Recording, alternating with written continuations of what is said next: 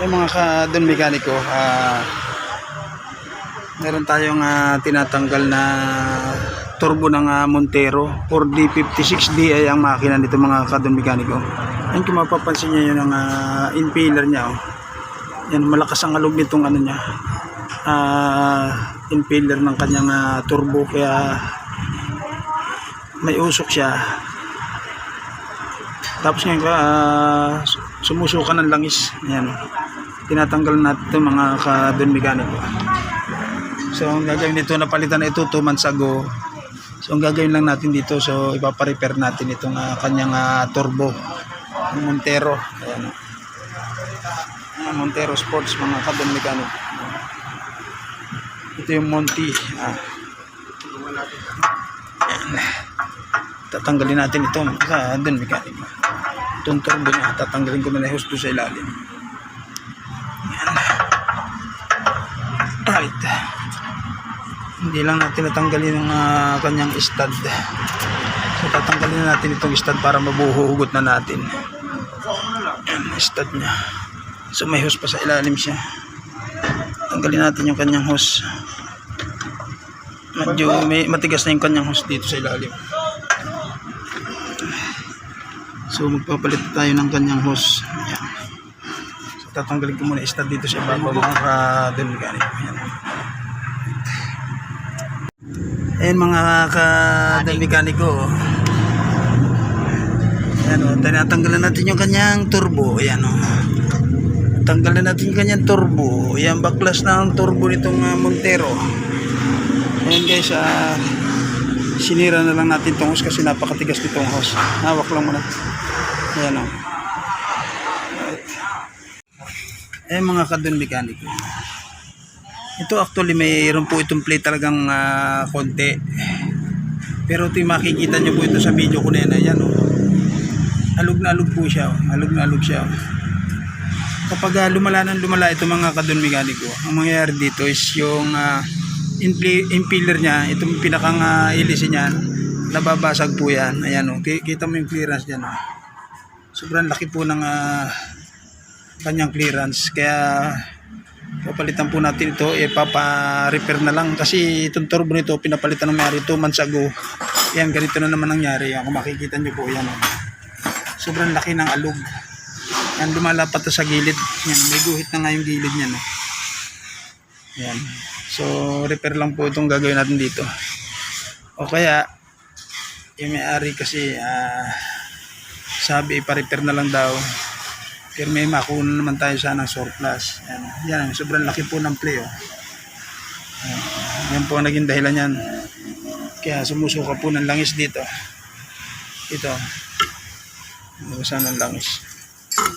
Paparepair na lang po natin. So, yung next video po natin ito, yung kasunod na video nito, after ma-repair na po ito kasi hindi ka naman mabibidyohan ito doon sa nagre-repair. Ayan.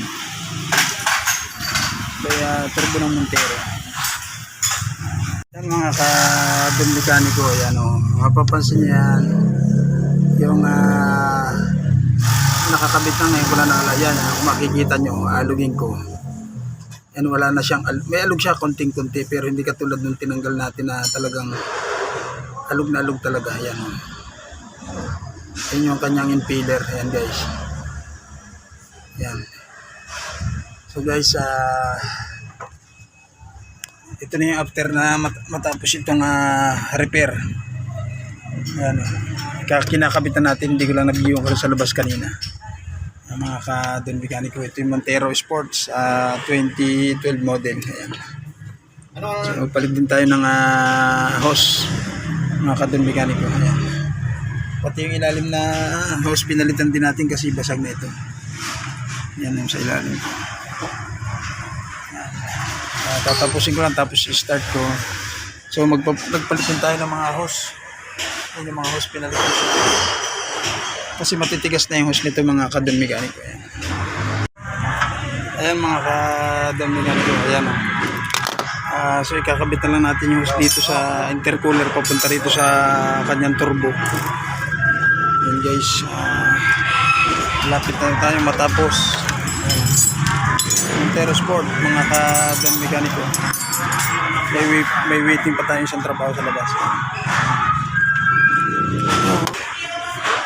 Kaya. Dalawa dapat to. Kasi malaki yan kami. Malaki sa maliit. Bago na yung host ng mga yung mga ka-adult mekaniko yan. Kinakabitan natin yung kanyang host. So, malapit na natin magpandar nito mga ka-adult mekaniko. Ayaw ko din kasi doon sa amin.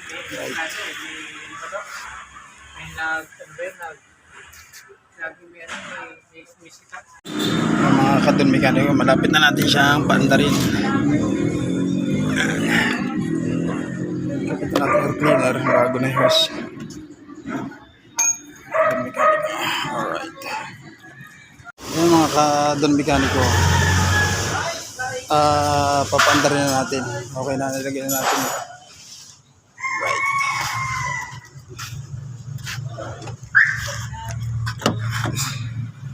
Yan.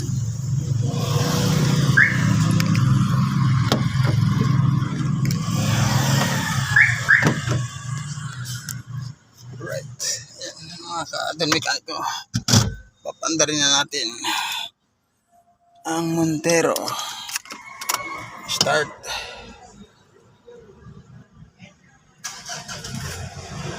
Ayan. Mga ka-adult mekaniko yan. At mga ka-adult mekaniko, okay na ating